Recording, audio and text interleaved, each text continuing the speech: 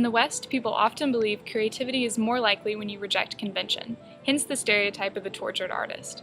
As a culture, we love famous examples of rebels and rule breakers, from rock and roll stars to painters.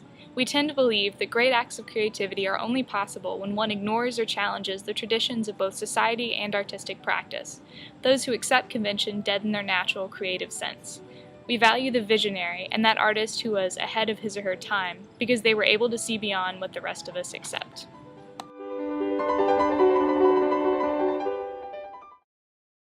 As you proceed through the poetry in this book, practice this rating method. As your ability to evaluate poems in this manner grows, so will your enjoyment and understanding of poetry.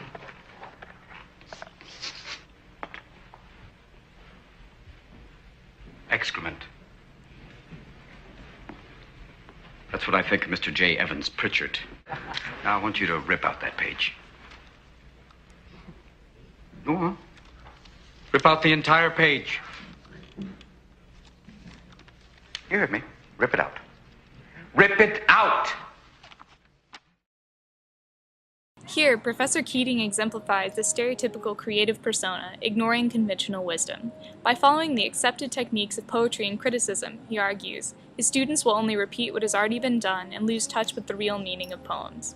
This view contrasts with the idea that learning poetic technique and reading criticism will improve the quality of one's writing and thinking. This idea echoes Torrance's idea of the fourth grade slump. He thought academic institutions were directly responsible for a drop in creativity. However, later research contradicted him, saying that any kind of change is due to natural developmental stages.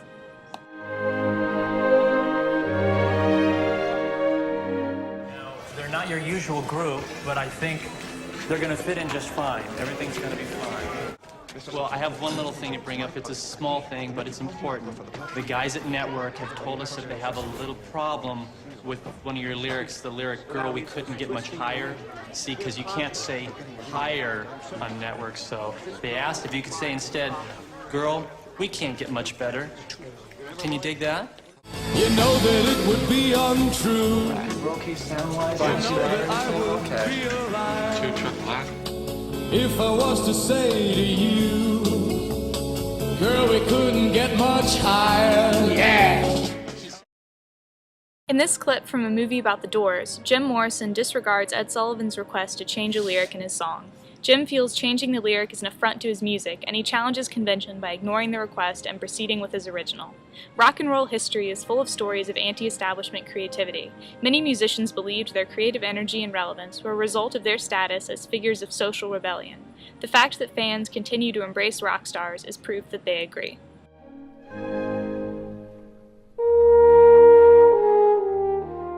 You take beautiful photographs. That's true. She always takes pictures that she hides from me. That's because they're nothing. How do you know I take pictures? I found them in your luggage. You went through my luggage? Of course I went through your luggage. I wanted to know who was really sharing the bed of my ex-husband. Similar to Juan Antonio, the most famous 20th century Spanish painter approached love in a different light.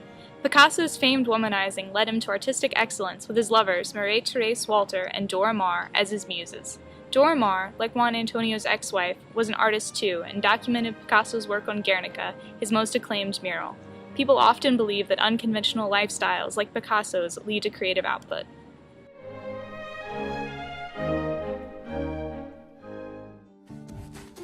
Jackson Pollock. I'm Lee Krasner.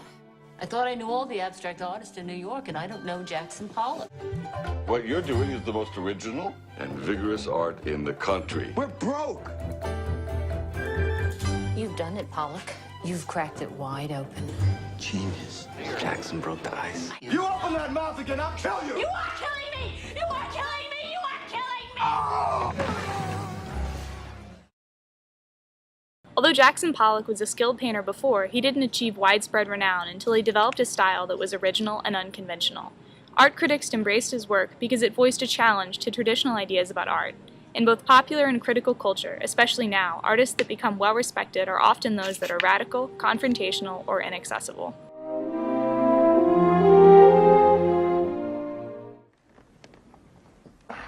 How shall one say, Director?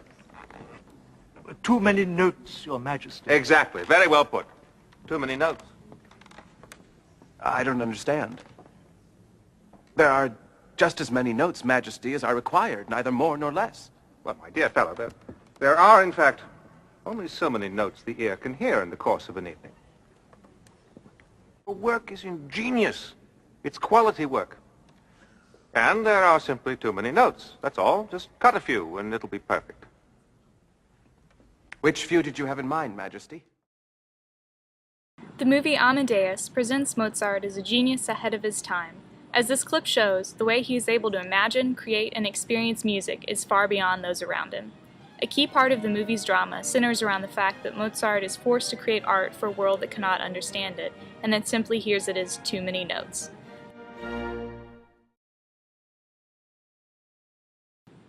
While it may come as a surprise that research hasn't supported the idea of the creative person as a mad scientist or fringe figure, creativity does, in its essence, involve pushing the boundaries of what has been done before.